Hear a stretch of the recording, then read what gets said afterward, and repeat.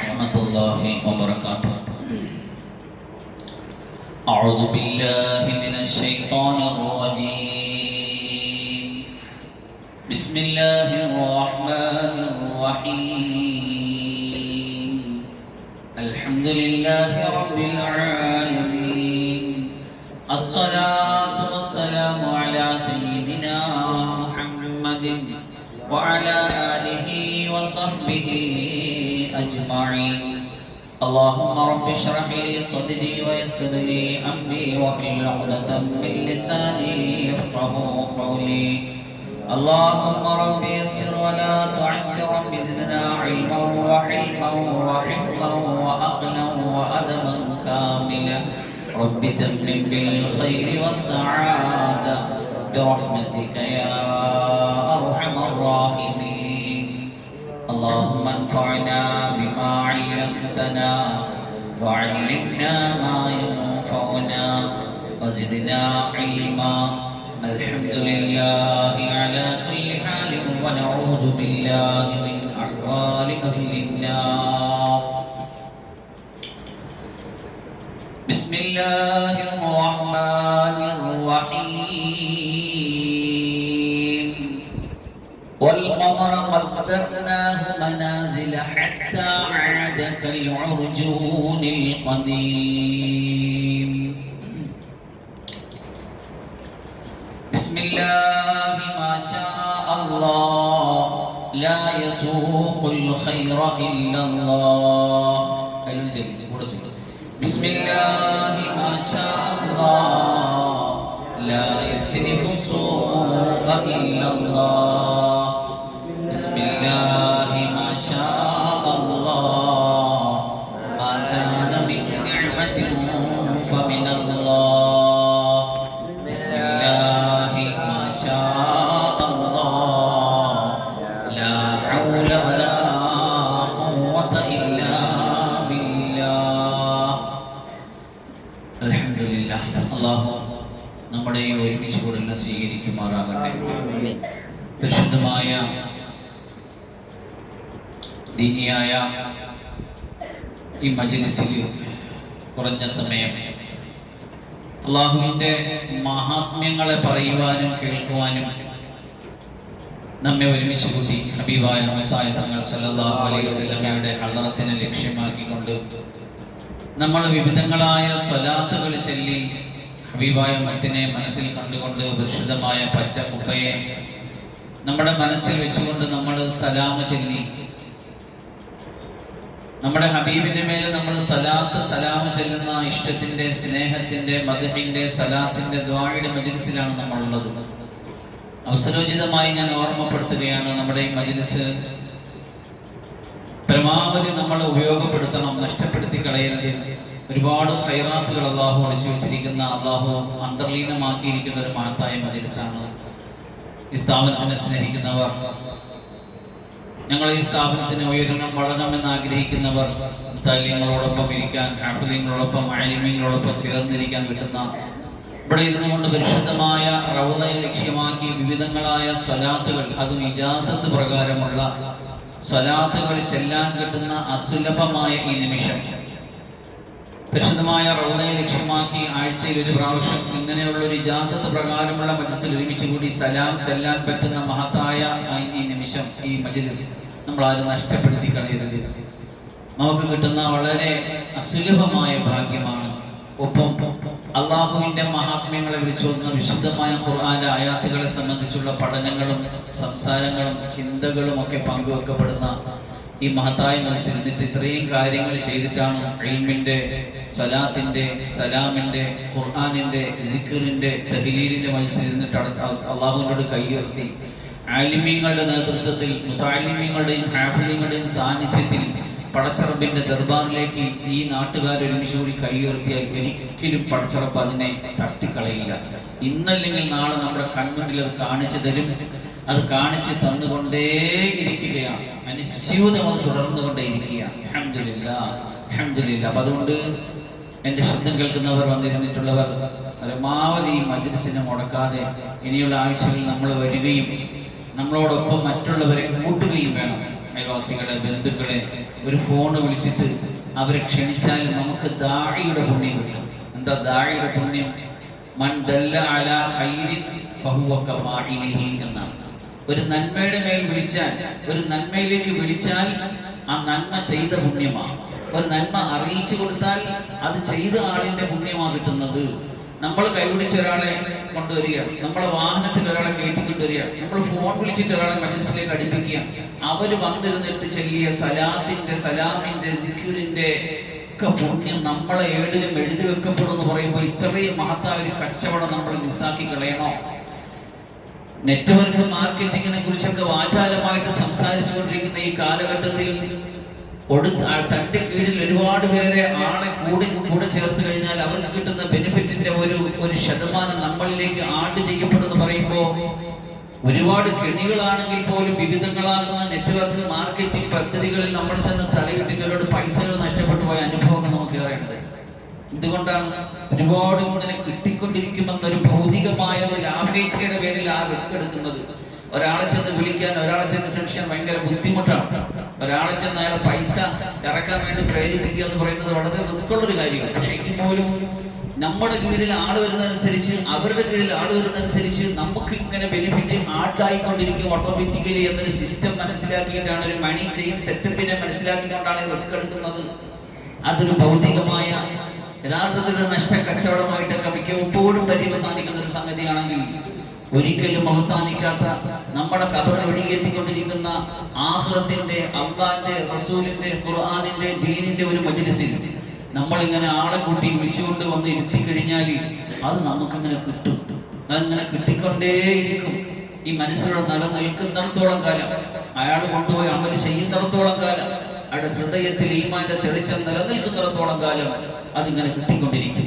അതുകൊണ്ട് ഞാൻ എൻ്റെ നഫ്സിനോട് ആദ്യമായിട്ടും എല്ലാവരോടും പറയാണ്, മജ്‌ലിസ് നമ്മൾ പരമാവധി ഉപയോഗപ്പെടുത്തും. അല്ലാഹു തൗഫീഖ് തരട്ടെ. നമുക്കിന്ന് സംസാരിക്കാനുള്ള വിഷയം മനാസിലുൽ ഖമർ, ചന്ദ്രന്റെ സഞ്ചാരപഥവും ആധുനിക ശാസ്ത്രവും എന്ന വിഷയമാണ്.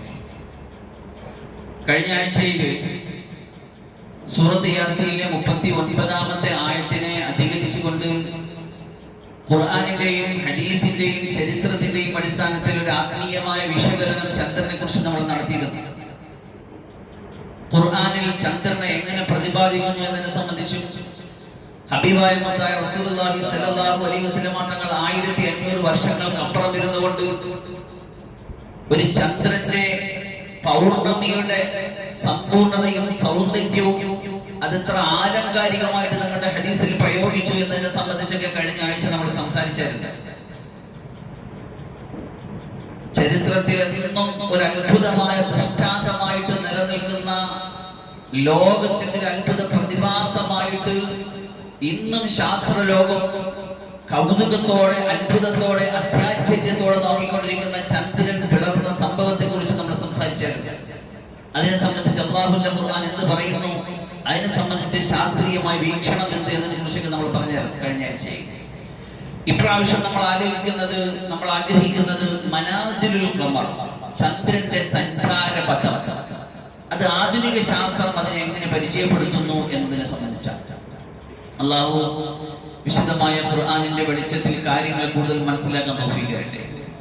അതൊരു സയൻസ് അല്ലേ? അത് ചന്ദ്രനെ കുറിച്ചുള്ള കാര്യമല്ലേ? ഖുർആനും ഹദീസൊന്നും അല്ലല്ലോ, ദീനും ഇസ്ലാമും ഒന്നും അല്ലല്ലോ എന്ന് ചിന്തിക്കരുത്. ഇതൊക്കെ ദീനാണ്. ഇതെല്ലാം കൂടി ചേരുമ്പോഴേ നമ്മുടെ ദീന് പൂർത്തിയാവുള്ളൂ. ഞാൻ മുമ്പ് പല പ്രാവശ്യം നമ്മുടെ മജ്‌ലിസിൽ ഓതിയിട്ടുള്ള ഒരു ഹദീസുണ്ട്, ഒരു താക്കീത് നൽകപ്പെടുന്ന ഒരു ഹദീസുണ്ട്. ഇത്തരം വിഷയങ്ങളോട് നമ്മൾ കാണിക്കുന്ന വിമുഖതയെ നിരുത്സാഹപ്പെടുത്തിയിട്ട് അന്വേഷണത്തിന്റെയും പഠനോത്സുകതയുടെയും വഴിയിലേക്ക് നമ്മളെ തട്ടിയുണർത്തുന്ന ഒരു ഹദീസുണ്ട്. എന്താണ്? ഇന്ന ഫീ ഖൽഖിസ് സമാവാതി വൽ അർളി വഖ്തിലാഫിൽ ലൈലി വൻ നഹാരി ലആയാതിൻ ലിഉലിൽ അൽബാബ്. ആകാശത്തിന്റെയും ഭൂമിയുടെയും സൃഷ്ടിപ്പിൽ ഒരുപാട് ദൃഷ്ടാന്തങ്ങളും അടയാളങ്ങളും അല്ലാഹു ഒളിപ്പിച്ചു വെച്ചിട്ടുണ്ട്. തീർച്ചയായിട്ടും അതിനെ ചിന്തിക്കുന്നവർക്ക് വ്യക്തമായ ദൃഷ്ടാന്തമുണ്ട്. എന്നിട്ട് ഞാൻ പറഞ്ഞു, രാത്രിയുടെ നിശയുടെ നിശബ്ദതയിൽ ഉണർന്നെഴുന്നേൽക്കുന്നവൻ തഹജ്ജുദിന് വേണ്ടി അല്ലാഹുവിന്റെ മുന്നിൽ നിസ്കരിക്കാൻ വേണ്ടി ഉണർന്നെഴുന്നേൽക്കുന്നവൻ പല്ല് തേച്ച് വധു എടുത്തിട്ട് ആകാശത്തിലേക്ക് കണ്ണിങ്ങനെ ഉയർത്തിയിട്ട് ഈ ആയത്ത് ഓതണമത്രേ. ഇന്ന ഫീ ഖൽഖിസ് സമാവാതി വൽ അർളി, ആകാശത്തിന്റെ ഭൂമിയുടെ സൃഷ്ടിപ്പിൽ ദൃഷ്ടാന്തങ്ങളുണ്ട്. അല്ലദീന യദ്കുറൂനല്ലാഹ ഖിയാമൻ വഖുഊദൻ, الذين يذكرون الله قياما وقعودا وعلى جنوبهم ويتفكرون في خلق السماوات والأرض ربنا ما خلقت هذا باطلا سبحانك سبحانك فقنا عذاب النار. എന്താ പറഞ്ഞത്? ആകാശഭൂമികളുടെ സൃഷ്ടിപ്പിൽ ഇങ്ങനെ ഫിക്ർ ചെയ്യുന്ന, എന്താ ഫിക്ർ? ഫിക്ർ എന്ന് പറഞ്ഞാൽ കുറെ അറിയാവുന്ന കാര്യങ്ങളെ ചേർത്ത് വെച്ച് അറിയാത്ത കാര്യങ്ങളിലേക്ക് സഞ്ചരിച്ചു പോകുന്ന ഗവേഷണപരമായ പഠനത്തെയാണ് യതഫക്കറൂൻ, ഫിക്ർ, തഫക്കുർ എന്ന് പറയുന്നത്. വിശുദ്ധമായ ഖുർആനിൽ ഒരുപാട് സ്ഥലങ്ങൾ അല്ലാഹു യതഫക്കറൂൻ ഫിക്ർ ചെയ്യുന്നവർ, ഗവേഷണം ചെയ്ത് പഠന വിധേയമാക്കുന്നവർ എന്ന പ്രയോഗം കാണാം. ഈ ആയത്തിനെ ഉദ്ധരിച്ചുകൊണ്ടാണ് ഞാൻ പറയാൻ പോകുന്ന ഹദീസ് ഉള്ളത്. വൈലുൽ ലിമൻ ലാഖഹാ വലം യതഫക്കർ ഫീഹാ. ഈ ആയത്തിനെ രണ്ട് കടവകൾക്കിടയിൽ അവന്റെ രണ്ട് വായുടെ അകത്ത് വെച്ചുകൊണ്ട് വെറുതെ ഇങ്ങനെ ഉച്ചരിച്ചു വിട്ടിട്ട് വലം യതഫക്കർ ഫീഹാ, അതിൽ ചിന്തിക്കാതിരിക്കുന്നവന് വൈലെന്ന നാശമാണ്. കേട്ടു നോക്കണം നമ്മൾ.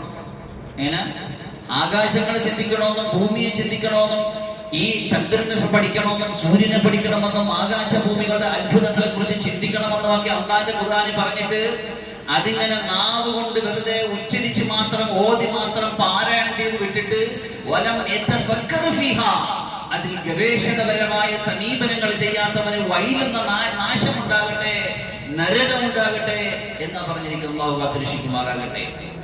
ആകാശങ്ങളെ അറിഞ്ഞങ്ങളെ അതിന്റെ പടച്ചവന്റെ മഹാത്മ്യം നമുക്ക് മനസ്സിലാവും.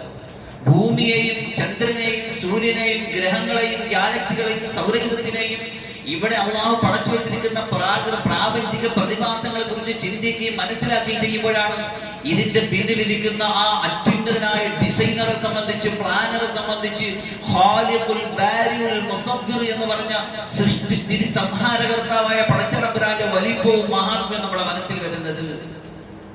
എന്തുകൊണ്ട് അള്ളാന്റെ വലിപ്പം നമുക്ക് മനസ്സിലാകുന്നില്ല?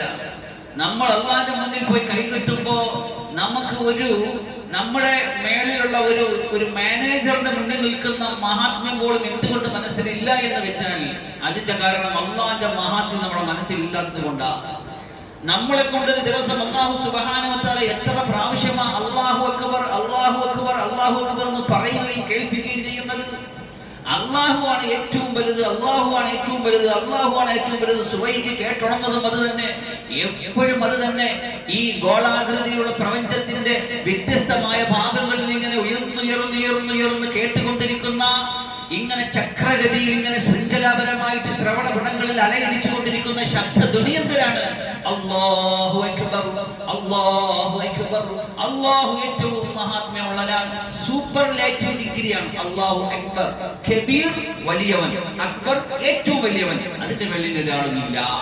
ഇത് നമ്മുടെ മനസ്സിന്റെ ഉള്ളിലേക്ക് കയറാനാണ് ബാങ്ക് വിളിക്കുമ്പോൾ അള്ളാഹുവിന്റെ മഹാത്മ്യം പറയുന്നത്. അത് കേട്ടിരിക്കുന്നവൻ എന്ത് പറയണം? അവനും പറയണം അല്ലാഹു അക്ബർ അല്ലാഹു അക്ബർ, അല്ലാഹു വലുത് തന്നെ, അല്ലാഹു വലുത് തന്നെ. എന്നിട്ട് പേടിയാ പലതിനെയും. അല്ലാഹ് അല്ലാത്ത മറ്റെല്ലാത്തിനെയും പേടിയാ, അല്ലാഹെ പേടിയില്ല. അല്ലാഹ് അല്ലാത്ത എല്ലാത്തിനോടും സ്നേഹവും മഹാത്മ്യ, അല്ലാഹുവിനോട് സ്നേഹവും മഹാത്മ്യം ഇല്ല. പടച്ചറബിന്റെ മുന്നിൽ പോയി കൈയിട്ട് വജ്ജഹതു വജ്ഹിയ ലില്ലദീ ഫതറസ് സമാവാതി വൽ അർദ്, എന്റെ ഹൃദയത്തിന്റെ മുഖത്തെ ഞാൻ ആകാശഭൂമികളുടെ പടച്ച തമ്പുരാന്റെ മുന്നിലാണ് ഞാൻ ഇതാ നേരിടിച്ച് വെച്ചിരിക്കുന്നത്. വജ്ജഹതു വജ്ഹിയ ലില്ലദീ ഫതറസ് സമാവാതി വൽ അർദ് ഹനീഫൻ മുസ്ലിമൻ വമാ അന മിനൽ മുശ്രികീൻ. അവന്റെ അടുത്ത് അല്പം പോലും ഞാൻ ശിർക്ക് കാണിക്കില്ല. ഇന്ന സ്വലാത്തി, എന്റെ നിസ്കാരവും, വനുസുക്കി, എന്റെ ആരാധനകളും, വമഹ്യായ, എന്റെ ജീവിതവും, വമമാതി, എന്റെ മരണവും എല്ലാം ലില്ലാഹി റബ്ബിൽ ആലമീൻ. ഇതാണ് നമ്മുടെ പ്രതിജ്ഞ. പക്ഷെ നമ്മൾ എന്തറിയുന്നു, നമ്മൾ എന്ത് പറയും? അല്ലാഹുമ്മ സ്വല്ലി. പറഞ്ഞു വന്നത്, ചന്ദ്രനെ കുറിച്ച് പറയുമ്പോൾ, സൂര്യനെ കുറിച്ച് പറയുമ്പോൾ എല്ലാ ദിവസവും രാവിലെ നല്ല ഫ്രീ മൈൻഡോട് കൂടി സൂറത്ത് യാസീൻ പാരായണം ചെയ്യുമ്പോൾ വശംസു തജ്രി ലിമുസ്തഖദ്ദിൻ ലഹാ ദാലിക തഖ്ദീറുൽ അസീസിൽ അലീം. നമ്മൾ മനസ്സിലാക്കിയ ഈ പ്രപഞ്ചത്തിന്റെ ഏറ്റവും വലിയ അത്ഭുതമായ സൂര്യൻ എന്ന പ്രതിഭാസത്തെ നമ്മൾ ഈ ക്ലാസ്സിൽ പഠിച്ചു. അതിങ്ങനെ മനസ്സിൽ വന്നാൽ വൽഖമറ ഖദ്ദർനാഹു മനാസില ഹത്താ അഅദ കൽറുജൂനിൽ ഖദീം.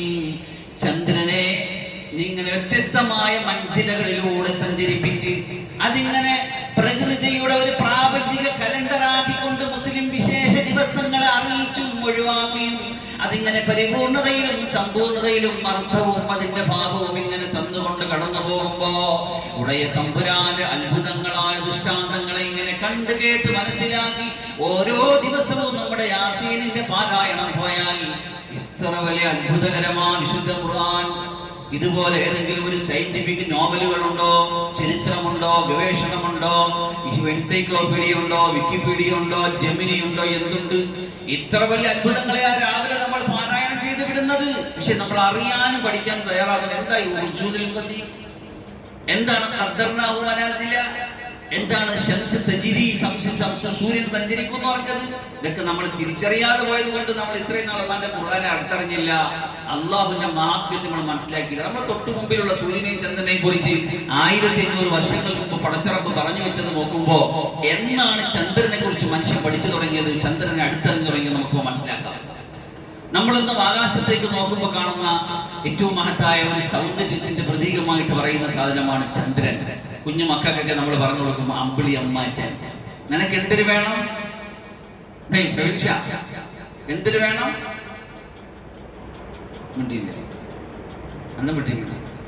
എന്ത് വേണോ, അമ്പിളി അമ്മാവനെ വേണം. എന്ത് വേണം? ഞാൻ ഇന്ന കാര്യം സാധിച്ചാൽ എന്ത് തരും? അമ്പിളി അമ്മാവനെ പിടിച്ചു തരാം.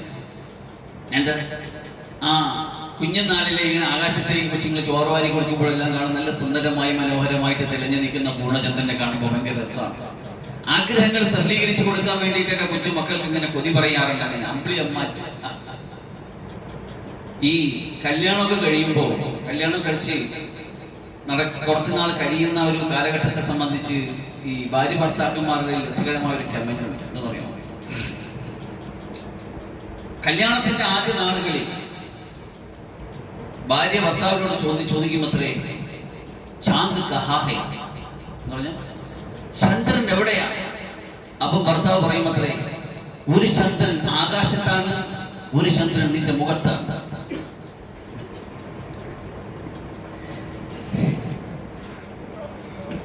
കുറെ നാളുകൾ അങ്ങോട്ട് കഴിയുമ്പോ, പഴയ അങ്ങോട്ട് തുടങ്ങുമ്പോ ചോദിക്കുമത്രേ, ചാന്ദ് കഹാ ഹൈ, നിന്റെ കണ്ണിൽ കുരുവ മലം നോക്ക ആകാശത്തിനൊപ്പമുണ്ട് എന്നൊക്കെ ഒരു രസകരമായിട്ട് പറയുമ്പോഴേ നിങ്ങൾ ഉറക്കവും പോയി മരി സ്കൂളിലൊക്കെ പോയിട്ട് വന്നിരിക്കുന്നില്ല, ഉച്ചയ്ക്ക് എന്ന് ഉറങ്ങണം, അന്ന് ഉറങ്ങാത്തതിൻ്റെ അപ്പൊ ഉറക്കം പോയില്ല. അപ്പൊ നോക്കൂ കുഞ്ഞുങ്ങളെ, ആകാശത്തേക്ക് നോക്കുമ്പോ നമ്മളെ എങ്ങനെ അത്ഭുതപ്പെടുത്തുന്ന, നമുക്ക് ദൃശ്യവിസ്മയം ഒരുക്കിക്കൊണ്ട് നമ്മുടെ മുന്നിലൂടെ കടന്നു പോകുന്ന അമ്പിളിയമ്മാച്ചൻ. ഈ ഖുർആനിൽ അല്ലാഹു സുബ്ഹാനഹു വ തആല പറഞ്ഞു വൽ ഖമറ ഖദ്ദർനാഹു, ആ ഖുർആൻ നമ്മൾ നിശ്ചയിച്ചു കൊടുത്തു മനാസില, മൻസിലകളെ, ഒരു കർമ്മ പദത്തെ, ഒരു സഞ്ചാര പദത്തെ അല്ലാഹു സുബ്ഹാനഹു വ തആല നിശ്ചയിച്ചു കൊടുത്തു. ഇവിടെ ചന്ദ്രൻ എന്നതിനെ സംബന്ധിച്ച് നമുക്കൊന്ന് അടുത്തറിയാം. എന്താണ് ചന്ദ്രൻ? ചന്ദ്രനെ കുറിച്ച് നിങ്ങളോട് ചോദിക്കണം, കുഞ്ഞുങ്ങളെ എന്താണ് ചന്ദ്രൻ? നിങ്ങൾ എന്ത് പറയും? ഒന്ന് ചിന്തിച്ചു, നിങ്ങൾ ചിന്ത ശ്രദ്ധിച്ചു. ഞാൻ കുറച്ച് കാര്യങ്ങൾ പറഞ്ഞുതരാം. ചന്ദ്രൻ എന്ന് പറയുന്നത് നമ്മുടെ ഭൂമിയുടെ ഏക ഉപഗ്രഹമാണ് ചന്ദ്രൻ. ഗ്രഹം ഉപഗ്രഹം നമ്മളുടെ വ്യത്യാസം നിങ്ങൾക്ക് അറിയാമോ? ഡയറക്റ്റ് ഗ്രഹം എന്ന് പറഞ്ഞാൽ സൂര്യന് ചുറ്റി സഞ്ചരിച്ചു കൊണ്ടിരിക്കുന്ന ഗ്രഹങ്ങൾ, അതാണ് ഗ്രഹങ്ങൾ. എത്ര ഗ്രഹങ്ങളുണ്ട്? അപ്പോ ആ സൂര്യനെ ചുറ്റി സഞ്ചരിച്ചു കൊണ്ടിരിക്കുന്ന ഭൂമിക്ക് ചുറ്റിക്കൊണ്ടിരിക്കുന്ന സാധനമാണ് ഉപഗ്രഹം എന്ന് പറയുന്നത്. ഗ്രഹത്തിനെ ചുറ്റുന്ന സാധനം, അതാണ് ഉപഗ്രഹം, അതാണ് ചന്ദ്രൻ. പ്രപഞ്ചത്തിൽ ഭൂമിയോട് ഏറ്റവും അടുത്ത് നിൽക്കുന്ന ആകാശ ഗോളമാണ് ചന്ദ്രൻ. ഭൂമിയുടെ ഒരേ ഒരു സ്വാഭാവിക ഉപഗ്രഹം. സ്വാഭാവിക ഉപഗ്രഹം നാച്ചുറൽ ഉപഗ്രഹം. ബാക്കി സാറ്റലൈറ്റുകൾ ഒരുപാടുണ്ട്. നമ്മളിവിടെ നിന്ന് പലരും കയറ്റിവിട്ട് അവിടെ കിടന്ന് കറങ്ങിക്കൊണ്ടിരിക്കുന്ന, ചിലത് ഇടിച്ച് തകർന്നു പോകുന്ന പലതും ഉണ്ട്. പക്ഷേ സ്വാഭാവികമായിട്ടൊരു ഉപഗ്രഹം ഈ ചന്ദ്രൻ മാത്രമേ ഉള്ളൂ.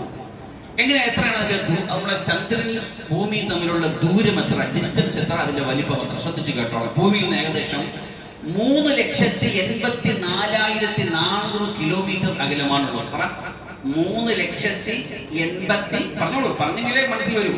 3,84,400 കിലോമീറ്റർ ദൂരമാണ് നമ്മളും അമ്പിളി അമ്മാച്ചനും തമ്മിലുള്ള ഡിസ്റ്റൻസ്. സ്വന്തമായിട്ട് അതിന് പ്രകാശം ഇല്ല. ചന്ദ്രന് സ്വന്തമായിട്ട് പ്രകാശമില്ല. പിന്നെന്താണ്? സൂര്യപ്രകാശം അതിലടിച്ച് പ്രതിബിംബിക്കുകയാണ് ചെയ്യുന്നത്. വിശുദ്ധമായ ഖുർആൻ ഈ രണ്ട് വെളിച്ചങ്ങളെ കുറിച്ച് പറഞ്ഞു. സൂര്യപ്രകാശത്തെയും ചന്ദ്ര വെളിച്ചത്തെയും കുറിച്ച് പറഞ്ഞെടുത്ത് സൂറത്ത് യൂനുസ് അള്ളാഹു വളരെ ശ്രദ്ധിച്ചിട്ടാണ് പ്രയോഗം നടത്തിയത്. കഴിഞ്ഞ ആഴ്ച പറഞ്ഞായിരുന്നു,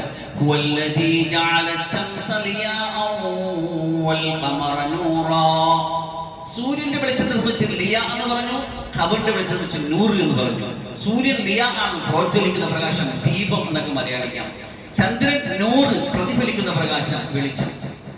അഭിമാൻ മുത്തായ സല്ലല്ലാഹു അലൈഹി വസല്ലം തങ്ങളെ കുറിച്ച് ബദുർ തമാമി എന്ന മദ്ഹിന്റെ ബൈത്തുകൾ പറയാറുണ്ട്. ബദർ എന്ന് പറഞ്ഞാൽ ഉടയ തമ്പുരാനായ അള്ളാഹുവിന്റെ നൂറിനെ തങ്ങളിൽ എടുത്തിട്ട് തങ്ങളിൽ നിന്ന് പ്രതിഫലിപ്പിച്ചു തരുന്ന ആ ഒരു ചന്ദ്രന്റെ പൗർണമിയുടെ നിലയ്ക്ക് റസൂലുള്ളാഹി സ്വല്ലല്ലാഹു അലൈഹി വസല്ലം തങ്ങളെ പരിചയപ്പെടുത്തിയിട്ടുണ്ട്.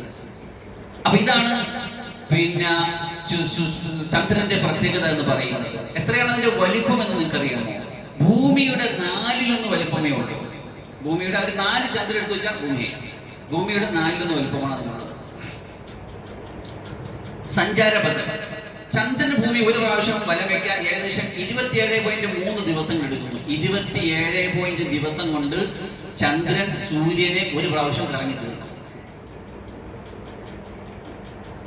ഈ സഞ്ചാരത്തിനിടയിൽ നാം കാണുന്ന ചന്ദ്രന്റെ വിവിധ ഘട്ടങ്ങളെയാണ് മനാസില എന്ന് അള്ളാഹു ഖുർആനിൽ പറഞ്ഞത്. മൻസിലകൾ, അതായത് ബാലചന്ദ്രനിൽ തുടങ്ങി അമാവാസിയിൽ അവസാനിക്കുന്ന, ബാലചന്ദ്രൻ എന്ന് പറഞ്ഞാൽ പിറ ഹിലാൽ എന്ന് നമ്മൾ പറയില്ലേ, ബാലചന്ദ്രൻ ഹിലാൽ, അതായത് നമ്മളിങ്ങനെ ചെറിയ പിറകണ്ടോ റംസാൻ തുടങ്ങി, അല്ലെങ്കിൽ പെരുന്നാൾ എന്ന് പറയുന്ന തുടങ്ങി ഇങ്ങനെ വന്ന് നമ്മൾ നേരെ മേളിലെത്തുമ്പോൾ 14 രാവിലെ ഇങ്ങനെ പൗർണമിയാകും. പിന്നെ അത് വീണ്ടും അസ്തമിച്ച് അങ്ങനെ പോയി ഉർജൂനുൽ ഖദീമായി അതിങ്ങനെ മഞ്ഞയായി വളഞ്ഞതായി അസ്തമിച്ചിട്ട് പോകും. ഇതാണ് അല്ലാഹു സുബ്ഹാനഹു വ തആല നിശ്ചയിക്കുന്ന മൻസിലകൾ കൊണ്ട് ഉദ്ദേശിക്കുന്നത്. അന്തരീക്ഷമില്ല ചന്ദ്രനിൽ, അന്തരീക്ഷമില്ല. ചന്ദ്രനിൽ വായുവോ വെള്ളമോ അന്തരീക്ഷമോ ഒന്നുമില്ല. അതുകൊണ്ട് തന്നെ അവിടെ ശബ്ദം കേൾക്കാനും കഴിയില്ല. ശബ്ദത്തിന് സഞ്ചരിക്കാൻ ഒരു മാധ്യമം വേണമല്ലോ. പഠിച്ചിട്ടില്ലേ? എവിടെ പഠിച്ചു? പഠിച്ചു. പരീക്ഷ എഴുതിയ? ശരി. ഗുരുത്വാകർഷണം. ഭൂമിയുടെ ഗുരുത്വാകർഷണ ബലത്തിന്റെ 1/6 മാത്രമാണ് ചന്ദ്രന്റെ ഗുരുത്വാകർഷണ ബലം. എന്താണ് ഗുരുത്വാകർഷണം? പറയുന്നു നിങ്ങളെ. അതിലും ആപ്പിളെ ഓർമ്മയുണ്ട്, കാര്യത്തിൽ ഓർമ്മയില്ല, ഉദാഹരണം മനസ്സിരിപ്പുണ്ട്. ആപ്പിളല്ല ഗുരുത്വാകർഷണം.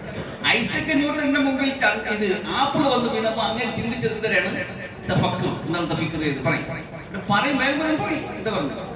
എന്തുകൊണ്ട് ഇത് മേലോട്ട് പോയില്ല, താഴോട്ട് വന്നു? അപ്പൊ അതിന്റെ പിന്നിൽ എന്തോ ഒരു ശക്തി വലിച്ചടിപ്പിക്കുന്നുണ്ട് താഴോട്ട്. ആ ശക്തി ഭൂമിക്കുണ്ട്, പക്ഷെ അതിന്റെ 1/6 ശക്തി മാത്രമേ ആർക്കുള്ളൂ? ചന്ദ്രനുള്ളൂ. അതായത് ഭൂമിയിൽ 60 കിലോ വെയിറ്റ് ഉള്ള ഒരാൾക്ക് ചന്ദ്രനിൽ ചെന്നാൽ 10 കിലോ തൂക്കി ഉണ്ടാവും. അതാണ് ഈ ചന്ദ്രനിൽ പോയ സാധനങ്ങൾ ഇങ്ങനെ പറന്ന് നടക്കുന്നത്. കണ്ടിട്ടുണ്ടോ? കാറ്റ് പോലെ ഇങ്ങനെ പറന്ന് നടക്കുന്നത്. ഭൂമിയിലെ സ്വാധീനം, ഈ ചന്ദ്രൻ നിമിത്തം ഭൂമിയിൽ വരുന്ന സ്വാധീനങ്ങൾ എന്താണെന്ന് വെച്ചാൽ, ഭൂമിയിലെ സമുദ്രങ്ങൾ വേലിയേറ്റവും വേലിയിറക്കവും ഉണ്ടാവും. എന്താണ് ഈ വേലിയേറ്റവും വേലിയിറക്കം? ചക്കയും മാങ്ങയും പറിക്കാൻ വേണ്ടി വേലിയിലെ മണ്ടേ കയറല്, അതിൽ നിന്ന് ചാടി ഇറങ്ങല്. നിങ്ങൾ പഠിക്കുന്ന കൊച്ചുങ്ങളാണ് 1 മുതൽ 10 പ്ലസ് 1 ഡിഗ്രി ഒക്കെ. നിങ്ങൾ എനിക്ക് പറഞ്ഞേരി, നമ്മൾ ആയ കാലത്ത് പഠിച്ചില്ലേ, നമ്മളിപ്പോ പഠിക്കുന്നേ ഉള്ളൂ. എന്തിനാണ് വേലിയേറ്റവും വേലിയിറക്കം എന്ന് പറഞ്ഞാൽ, സമുദ്ര ജലനിരപ്പ് ഉയർന്ന് വെള്ളം കരയിലേക്ക് കയറി വരുന്ന അവസ്ഥയാണ്. സമുദ്രത്തിന്റെ ജലനിരപ്പ് ഉയർന്നിട്ട് വെള്ളം കരയിലേക്ക് കയറി വരും. ഇതാണ് വേലിയേറ്റം, ഹൈ ടൈഡ് എന്ന് പറയും. ഈ സമയത്ത് കടൽ തീരത്ത് വെള്ളം കൂടുതലായിരിക്കും. വേലിയിറക്കം, ലോ ടൈഡ് എന്ന് പറഞ്ഞാൽ സമുദ്രനിരപ്പ് താഴ്ന്ന വെള്ളം സമുദ്രത്തിലേക്ക് വലിഞ്ഞു പോകുന്ന അവസ്ഥയാണിത്. ഈ സമയത്ത് കടൽ തീരം കൂടുതൽ വിശാലമായിട്ട് കാണപ്പെടും. ഇതെന്തിന്റെ പ്രതിഭാസം എന്ന് വെച്ച് കഴിഞ്ഞാൽ, ഭൂമിക്ക് അടുത്ത് ചുറ്റിക്കൊണ്ടിരിക്കുന്ന അതിന്റെ ഒരു ഉപഗ്രഹമായ ചന്ദ്രന്റെ ഗുരുത്വാകർഷണ ബലം കാരണമായിട്ടാണ് ഈ സമുദ്രത്തിന് വേലിയേറ്റവും വേലിയിറക്കും എന്ന പ്രതിഭാസം അനുഭവപ്പെടുന്നത്. മനസ്സിലായോ? ശരി. ഇനി നമുക്ക് വീണ്ടും വിഷയത്തിലേക്ക് വരാം. നമ്മൾ എവിടെ നിന്നാണ് വന്നത്? ചന്ദ്രന്റെ അവർ പരിചയപ്പെടുത്തുന്നതാണ് ഇങ്ങോട്ട് വന്നത്. ഒന്ന് ഓർമ്മിച്ച് വെച്ചാൽ തിരിച്ച് നമ്മൾ പോകുമ്പോൾ അവിടെ തന്നെ എത്താൻ വേണ്ടിയിട്ടാണ്. ഇനി ചന്ദ്രനെ സംബന്ധിച്ചുള്ള പര്യവേഷണങ്ങൾ, ചന്ദ്രനെ കുറിച്ചുള്ള അന്വേഷണങ്ങളെ കുറിച്ച് നമുക്ക് മനസ്സിലാക്കാം. നല്ലപോലെ ചിന്തിച്ച് കേട്ടോ, നല്ല ശ്രദ്ധിച്ച് കേട്ടോ. നിങ്ങൾ ദിവസങ്ങൾ ചെലവഴിച്ച് പഠിക്കുന്ന ഒരു കാര്യത്തെ പിന്നെ വളരെ ചുരുങ്ങിയ നിലയിൽ ക്യാപ്സൂളാക്കിയിട്ടെന്ന് പറഞ്ഞത് ഇവിടെ നിങ്ങൾക്ക് പ്രിന്റ് എടുത്ത് തരാം, കയ്യിലൊന്ന് സൂക്ഷിച്ചാൽ നല്ലതായിരിക്കും. ബഹിരാകാശ യുദ്ധം എന്ന് പറഞ്ഞാൽ മനുഷ്യൻ ആകാശത്ത് നോക്കി കണ്ണും നട്ടിരിക്കാൻ തുടങ്ങിയിട്ട് നൂറ്റാണ്ടുകളായി, വർഷങ്ങളുടെ പഴക്കമുണ്ട് മനുഷ്യൻ ആകാശത്ത് നോക്കാൻ തുടങ്ങിയിട്ട്. നമ്മളൊന്നും നോക്കലില്ല, നമ്മൾ വേറെ എങ്ങോട്ടെങ്കിലും ഇങ്ങനെ നോക്കിയിരിക്കലേ ഉള്ളൂ. ഈ മാനം നോക്കിയിരിക്കലൊക്കെ പറയലില്ലേ? ചിന്തിക്കുന്ന മനുഷ്യന്മാർക്ക്, അള്ളാഹയെ തേടുന്ന മനുഷ്യന്മാർക്ക് നല്ല ചിന്തയ്ക്കുള്ള പ്രാർത്ഥനയുടെ കിബിലയാണ് ആകാശം എന്ന് പറയപ്പെടുന്നുണ്ട്. ഒരുപാട് സമാധാനം കിട്ടും ആകാശത്ത് നോക്കി. അല്ല ആകാശത്താണോ ഇരിക്കുന്നത്? അല്ല. അല്ല ഭൂമിയിലാണോ ഇരിക്കുന്നത്? അല്ല. അല്ല പിന്നെ എവിടെയാണ് ഇരിക്കുന്നത്? പറയേ, നമ്മളിപ്പോ മുന്നിൽ പഠിച്ചില്ല അല്ല ഇരിക്കുന്ന എവിടെയാണ്? മനുഷ്യന്റെ ഹൃദയത്തിൽ. എവിടെയാണ്? മനുഷ്യന്റെ ഹൃദയം. അപ്പൊ ആകാശത്താണ് അല്ല? അല്ല. പക്ഷെ പ്രാർത്ഥനയുടെ കിബില ആകാശം. അല്ലാഹുവേ എന്ന് പറഞ്ഞു. അപ്പൊ ഇതിനെ അല്ലാഹുവേ എന്ന് പറഞ്ഞാൽ ആകാശത്തേക്ക് കണ്ണുയർത്തുന്നത്, ആകാശത്ത് നോക്കുമ്പോൾ സൂര്യനെയും ചന്ദ്രനെയും ഗ്രഹങ്ങളെയും അത്ഭുതങ്ങളെയും ഒക്കെ സ്റ്റാറുകളെ കാണുമ്പോൾ ഇതിനെയൊക്കെ പടച്ചു വെച്ച പടച്ച റബ്ബുനാൻ എത്ര വലുതാണ്, എത്രയോ ചെറിയൊരു അംശമാകുന്ന ഞാനാണല്ലോ അവന്റെ അടുത്ത് ചോദിക്കുന്നത് എന്ന തന്റെ നിസാരതയും അള്ളാഹുവിന്റെ മഹാത്മ്യവും മനസ്സിൽ വരും. അപ്പോ ബഹിരാകാശത്തേക്ക് അല്ലെങ്കിൽ ആകാശത്തേക്ക് നോക്കിയുള്ള മനുഷ്യന്റെ അന്വേഷണത്തിന് നൂറ്റാണ്ടുകളുടെ പഴക്കമുണ്ട്. സ്പേസ് ഏജ് എന്ന് പറയുന്നത് ഏകദേശം 6-7 പതിറ്റാണ്ടുകളുടെ ചരിത്രമാണ് ഈ, അതായത് ഇന്നത്തേക്ക് ഒരു 600-700 വർഷത്തിന് അപ്പുറം നിന്നുകൊണ്ട് മാത്രമാണ് ഈ മനുഷ്യൻ ആകാശത്തേക്കുള്ള പര്യവേഷണം മുമ്പേ ചിന്തിക്കുന്നുണ്ടെങ്കിലും അതിന്റെ ഒരു സ്പേസ് ഏജ് എന്ന് പറഞ്ഞത് അവന്റെ അന്വേഷണത്തിന്റെ പഠനത്തിന്റെ തുടക്കം എന്ന് പറയുന്നത് അവിടെ നിന്നാണ്. വർഷങ്ങളായി മനുഷ്യൻ ഭൂമിയിൽ നിന്ന് ചന്ദ്രൻ നോക്കി പഠിക്കുന്നുണ്ടെങ്കിലും ഭൂമിയുടെ അന്തരീക്ഷത്തിന് പുറത്തു പോയി ചന്ദ്രനെ നേരിട്ട് തൊട്ടറിഞ്ഞത് ഈ ചുരുങ്ങിയ കാലയളവിലാണ്. അതായത് ഇന്നേക്ക് ഒരു 50, 60, 70 വർഷം അത്രയ്ക്ക് ഉണ്ടാവും. അള്ളാഹു നിശ്ചയിച്ച ആ രഹസ്യങ്ങൾ, അതായത് മനാസില എന്ന് പറഞ്ഞ മൻസിലകളെ കൃത്യമായിട്ട് തിരിച്ചറിഞ്ഞ കാലം ഈ തുച്ഛമായ 60-70 വർഷം, ഒരു നൂറ്റാണ്ടിന്റെ അകത്തെ ആയിട്ടുള്ള ചുരുക്കം. ഒരു 60-70 വർഷത്തെ ആധുനിക ബഹിരാകാശ യുഗത്തിന്റെ അന്വേഷണത്തിന്റെ ചരിത്രമാണ് നമുക്ക് ഇതിൽ പഠിക്കാനുള്ളത്. അതിന്റെ ഒരു ക്രോണോളജിക്കൽ ഓർഡർ ഞാനൊന്ന് വായിക്കാം, ശ്രദ്ധിച്ചോട്ടെ. പുരാതന കാലം മുതൽ 1600 വരെയുള്ള, നമ്മളിപ്പോ 2000-ലാണ് നിൽക്കുന്നത്, 1600 വരെയുള്ള ചന്ദ്രനെ കുറിച്ചുള്ള അന്വേഷണം നഗ്ന നേത്ര നിരീക്ഷണം മാത്രമായിരുന്നു. നഗ്ന നേത്ര നിരീക്ഷണം, ഒബ്സർവേഷന് വേണ്ടി ടൂളുകൾ യൂസ് ചെയ്യാതെ വെറും ആകാശത്തേക്ക് നഗ്ന നേത്രങ്ങൾ കണ്ണുകൊണ്ട് നോക്കിയിട്ട് പഠിച്ചിരുന്ന കാലം. ആയിരക്കണക്കിന് വർഷങ്ങളായി മനുഷ്യൻ അങ്ങനെ പരീക്ഷിച്ചു വരുന്നു. അരിസ്റ്റോട്ടിൽ, ടോളമി, ഇങ്ങനെ തുടങ്ങിയവർ ചന്ദ്രനെ കുറിച്ച് ഒരു തികഞ്ഞ ഗോളമാണെന്നും ഭൂമിയെ വരമ്പിക്കുന്നു എന്നൊക്കെ അന്ന് അവർ വിശ്വസിച്ചു വെച്ചിരുന്നു. മുസ്ലിം ശാസ്ത്രജ്ഞരായ അൽബിറൂനി, അൽ ഹൈത്തം തുടങ്ങിയവർ ചന്ദ്രന്റെ പ്രകാശം സൂര്യനിൽ നിന്നുള്ളതാണെന്നും അതിന്റെ ഭ്രമണപഥത്തിന് കൃത്യമായ കണക്കുകൾ ഉണ്ടെന്നൊക്കെ ഈ നഗ്നനേത്രങ്ങൾ കൊണ്ട് കണ്ടെത്തി. നമ്മൾ മനസ്സിലാക്കണം, ആ മനുഷ്യന്മാരുടെ ഗ്രാഹ്യശക്തി എത്ര വലുതായിരുന്നു. ഒരു ടൂളുമില്ലാതെ, പര്യവേഷണ ഗ്രഹങ്ങളില്ല, ഒന്നുമില്ലാതെ ഇവിടെ നിന്നുകൊണ്ട് വെറും കണ്ണുകൊണ്ട് അവർ കണ്ടെത്തിയിരുന്നു. അപ്പൊ അവരുടെ അന്വേഷണത്തിന്റെ വലിപ്പം എത്ര! അല്ലാഹുവേ. ശരി, 1600 വരെയുള്ള കാലഘട്ടം പറഞ്ഞത്. ഇനി 1600 മുതൽ 1950 വരെയുള്ള കാലഘട്ടം ടെലിസ്കോപ്പിക് കാലഘട്ടമായിരുന്നു. എന്ന് പറഞ്ഞാൽ ടൂൾ ഉപയോഗിച്ച് കാണാൻ തുടങ്ങി. ഗലീലിയോ ഗലീലി 1609 ആദ്യമായി ടെലിസ്കോപ്പിലൂടെ ചന്ദ്രൻ നിരീക്ഷിച്ചു. ആദ്യമായി ടെലിസ്കോപ്പിലൂടെ ചന്ദ്രൻ നിരീക്ഷിച്ചത് ആരാണ്? ഗലീലിയോ. ചന്ദ്രന്റെ ഉപരിതലം നിരപ്പായതല്ലെന്നും, നമ്മൾ നോക്കുമ്പോൾ ഒരു ബോൾ കണക്കുന്ന സാധനമാണ്. നമ്മൾ വായിക്കുന്ന ഒരു മുട്ട പോലത്തെ അല്ലെങ്കിൽ ഒരു ഫുട്ബോൾ കളത്ത സാധനമാണ്. അടുത്ത് നോക്കുമ്പോൾ അതിന്റെ അനുഭവം കൃത്യമായിട്ട് ചെന്ന് നോക്കുമ്പോഴേ അറിയാൻ പറ്റും. ഇത് പറഞ്ഞത് നിരപ്പല്ല, മലകളും കുഴികളും നിറഞ്ഞതാണെന്ന് അദ്ദേഹം ലോകത്തിന് കാണിച്ചു കൊടുത്തു ടെലിസ്കോപ്പിലൂടെ. ഈ കാലയളവിൽ ചന്ദ്രന്റെ ഭൂപടങ്ങൾ, മാപ്പുകൾ നിർമ്മിക്കാൻ തുടങ്ങി. ആ കാലഘട്ടത്തിലോ ഓർമ്മിക്കുക എത്രയാണ്? 1609 മുതൽ 1950 വരെ. ഇപ്പൊ നമ്മൾ എവിടെ നിൽക്കുന്നത്? 2000. നമ്മൾ തമ്മിൽ ഒരു 50 വർഷത്തിന്റെ വ്യത്യാസമുണ്ട്. 3. ബഹിരാകാശ യുഗത്തിന്റെ തുടക്കം. ബഹിരാകാശ യുഗത്തിലേക്ക് വാഹനങ്ങളെ വിട്ടുകൊണ്ടുള്ള അന്വേഷണം തുടങ്ങുന്നത് 1959 ശേഷമാണ്. അതായത് 1959 മുതൽ 1968 വരെ ബഹിരാകാശ യുഗത്തിന്റെ തുടക്കം.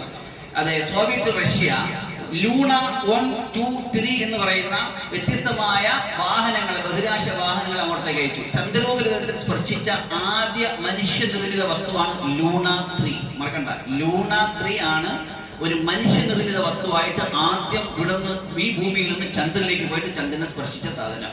അത് ആരാ വിട്ടത്? ഏത് രാജ്യമാണ്? സോവിയറ്റ് റഷ്യയാണ്. ഇവർ പോയിട്ട് ചന്ദ്രന്റെ മറുവശത്തിന്റെ ചിത്രം ആദ്യമായിട്ട് പകർത്തി. ചന്ദ്രന്റെ മറുവശം നമ്മൾ കാണാറില്ല. നമ്മൾ കാണുമോ? കഴിഞ്ഞ ആഴ്ച പറഞ്ഞായിരുന്നു, ആർക്കെങ്കിലും ഓർമ്മയുണ്ടോ? എന്താണ് കാരണം? ചന്ദ്രനെ എപ്പോഴും നമ്മൾ ഒരു മുഖേ കാണുക. ചന്ദ്രൻ ഒരു ഗോളാകൃതിയിലല്ലേ, അതിന്റെ ഒരു സൈഡ് മാത്രം നമ്മൾ കാണണോ? എന്താ കാര്യം? അതിന്റെ കാര്യം ചന്ദ്രന് സ്വന്തം അച്ചുതണ്ടിൽ ഒരു കറക്കമുണ്ട്, ഭൂമിക്ക് ചുറ്റും ഒരു കറക്കമുണ്ട്. ഈ രണ്ട് കറക്കത്തിന്റെ സ്പീഡ് സെയിം ആണ്. എന്ന് വെച്ച് കഴിഞ്ഞാൽ നമ്മളിപ്പോ ഒരു ബോൾ ഇങ്ങനെ വെക്കുകയാണ്, വേറൊരു ബോൾ ഇങ്ങനെ കറങ്ങാണ്, ഇതും കറങ്ങണം, പിന്നെ ഇതിനെയും കറങ്ങണം. അപ്പൊ ഈ ഭൂമിയിലുള്ളവർ കാണുന്നത് ഈ മുഖം, ഇവിടെ ഈ മുഖം, ഈ മുഖം, ഈ കാണുന്ന എല്ലാം ഒരേ മുഖം മാത്രം, മറ്റേ മുഖം കാണുന്നില്ല. എന്താ? സ്വന്തം അച്ചുതണ്ടിലെ ചലനവും ഭൂമിയെ അവലംബിക്കുന്ന ചലനവും ഒരേ സ്പീഡിലായിരുന്നു. മനസ്സിലായോ? ശരി. അപ്പോ മറുഭാഗം ചിത്രീകരിച്ചു. 1966 ലൂണ 9 പോയിട്ട് ചന്ദ്രൻ ആദ്യമായി വിജയകരമായിട്ട് സോഫ്റ്റ് ലാൻഡിംഗ് നടത്തി. ഇവിടുന്ന് പോയ ഒരു ബഹിരാകാശ വാഹനം സോഫ്റ്റ് ലാൻഡിംഗ്, അതായത് സേഫ് ലാൻഡിംഗ് നടത്തിയത് ലൂണ 9 1966. ഇനി അതിനുശേഷമാണ് 1969 മുതൽ 1972 കാലഘട്ടം വരെയാണ് മനുഷ്യൻ ചന്ദ്രനിലേക്ക് ഡയറക്റ്റ് പോയ കാലഘട്ടം. അപ്പോളോ 11, അതായത് അമേരിക്കയുടെ ദൗത്യമാണ്. അതായത് അമേരിക്കയുടെ ദൗത്യം എപ്പോഴായിരുന്നു? 1969. ഈ ദൗത്യത്തിലൂടെയാണ് നീൽ ആംസ്ട്രോങ്, ബസ് ആൻഡ്രിൻ എന്നിവർ ചന്ദ്രനിൽ ആദ്യമായിട്ട് കാലുകുത്തിയത്. അപ്പൊ നിങ്ങളുടെ ചോദിക്കുന്നത്, നിങ്ങൾക്ക് എല്ലാവർക്കും അറിയാം, സാധാരണ കേസിലൊക്കെ വ്യാപകമായിട്ട് തന്നെ ചോദ്യം. എന്താണ് ചോദ്യം? പറയും. ചന്ദ്രനിൽ ആദ്യമായി കാലുകുത്തിയത് ആര്? Neil Armstrong. എന്തായിരുന്നു തീയതി? 1969 ജൂലൈ 16. 1969 ജൂലൈ 16 അമേരിക്കയിലെ ഫ്ലോറിഡയിലുള്ള കെന്നഡി സ്പേസ് സെന്ററിൽ നിന്ന് സതേൺ V എന്ന കൂറ്റൻ റോക്കറ്റിൽ അപ്പോളോ 11 കുതിച്ചുയർന്നു. യാത്രികർ 3 പേരായിരുന്നു. ഒന്ന് Neil Armstrong, Buzz Aldrin, Michael Collins. ഈ 3 പേര് എവിടേക്ക് പോയി? ചന്ദ്രനിലേക്ക് പോയി. ആദ്യമായിട്ട് പോകുന്ന ഒരു ഉപഗ്രഹത്തിലേക്ക് ഒരു 3 മനുഷ്യന്മാർ സഞ്ചരിച്ചു പോവുകയാണ്. ചിന്തിച്ചു നോക്കി. ചന്ദ്രന്റെ ലാൻഡിംഗ് ജൂലൈ 20. ഇവിടുന്ന് പോയത് 16-നാണ്. 4 ദിവസത്തെ യാത്ര. ജൂലൈ 20 അവിടെ എത്തി. ചന്ദ്രന്റെ ഭ്രമണപഥത്തിൽ എത്തിയ ശേഷം ഈഗിൾ എന്ന പേരുള്ള ചെറിയ ഒരു ലാൻഡറിൽ നീൽ ആംസ്ട്രോങ്ങും ബസ് ആൻഡ്രിനും ചന്ദ്രോപരിതലത്തിലേക്ക് ഇറങ്ങി. മൈക്കൽ കോളിൻസ് പ്രധാന കപ്പലിൽ ചന്ദ്രനെ വലംബിച്ചുകൊണ്ടിരുന്നു. ചന്ദ്രനിലെ സീ ഓഫ് ട്രാങ്ക്വിലിറ്റി എന്ന ഭാഗത്താണ് അവർ ഇറങ്ങിയത്. രണ്ടുപേരും ഇറങ്ങിയത്. ആ ചരിത്രപരമായ നിമിഷം ജൂലൈ 21 ഇന്ത്യൻ സമയം ജൂലൈ 21 അതിൽ ചന്ദ്രനിൽ കാലുകുത്തുന്നത്. ചന്ദ്രനിൽ ആദ്യം കാലുകുത്തിയത് നീൽ ആംസ്ട്രോങ് ആണ്. അദ്ദേഹം അപ്പോൾ പറഞ്ഞൊരു വാചകമുണ്ട്. എന്തെന്നറിയോ? ഒരു മനുഷ്യനെ സംബന്ധിച്ചിടത്തോളം ഇതൊരു ചെറിയ ചുവടുവെപ്പാണ്, എന്നാൽ മനുഷ്യരാശിക്ക് ഇതൊരു വലിയ കുതിച്ചുചാട്ടമാണ്. അദ്ദേഹം അവിടെ കാലുകുത്തിയിട്ട് പറഞ്ഞു. ഇതിന് പിന്നാലെ ബസ് ആൻഡ്രിൻസും ചന്ദ്രനിൽ ഇറങ്ങി. ഏകദേശം 2.5 മണിക്കൂറോളം അവർ ചന്ദ്രോപരിതലത്തിൽ നടക്കുകയും എന്ത് ചെയ്തു? പഠനങ്ങൾ നടത്തുകയും ചെയ്തു. പിന്നെ അവിടെ ചെയ്തത് എന്താണെന്ന് വെച്ച് കഴിഞ്ഞാൽ, അവിടെ ഉണ്ടായിരുന്ന പാറയും മണ്ണും ഒക്കെ ഒരു 10-21 കിലോയോളം പാറ മണ്ണുകളൊക്കെ അവർ ശേഖരിച്ചു. എന്നിട്ട് ചന്ദ്രനിൽ അമേരിക്കന്റെ പതാക അവിടെ സ്ഥാപിച്ചു. ഭൂമിയിലേക്ക് തിരിച്ചുള്ള ദൂരം അളക്കാൻ സഹായിക്കുന്ന ലേസർ റിഫ്ലക്റ്റുകൾ അവിടെ സ്ഥാപിച്ചു. 8 ദിവസത്തെ യാത്രയ്ക്ക് ശേഷം ജൂലൈ 24 അവർ പസഫിക് സമുദ്രത്തിൽ സുരക്ഷിതമായിട്ട് തിരിച്ചിറങ്ങി. അല്ലാഹു സുബ്ഹാനഹു വ തആല വിശുദ്ധമായി ഖുർആനിൽ പറഞ്ഞ ഈ മൻസില വൽഖമറ ഖദ്ദർനാഹു മനാസില എന്ന് പറഞ്ഞ ഈ മൻസിലകളെ കണ്ടെത്താൻ വേണ്ടിയിട്ടാണ് ഈ പരിശ്രമങ്ങൾ നടക്കുന്നത്. നമുക്കേ ഉള്ളൂ ഗവേഷണമില്ലാത്തത്, നമുക്കേ ഉള്ളൂ അന്വേഷണമില്ലാത്തത്. അള്ളാന്റെ ഖുർആനിൽ പറഞ്ഞ അത്ഭുതങ്ങളെയും സയന്റിഫിക് സൂചനകളെയും കൃത്യമായിട്ട് യൂറോപ്യന്മാർ ഉപയോഗപ്പെടുത്തുന്നുണ്ട്. സൂര്യൻ ചലിക്കുന്നു എന്ന് പറഞ്ഞിടത്ത്, ചന്ദ്രന് മനാസില നിശ്ചയിച്ചു എന്ന് പറഞ്ഞിടത്ത്, അങ്ങനെ ഏത് ശാസ്ത്രീയ സൂചന ഖുർആനിൽ പറഞ്ഞോ അതെല്ലാം തൊട്ടുണർത്തിയത് ഈ യൂറോപ്യന്മാരെയാണ്. അവർ കണ്ടുപിടുത്തി തരും നമുക്ക്, എന്നിട്ട് നമ്മളിത് മനസ്സിലാക്കുക.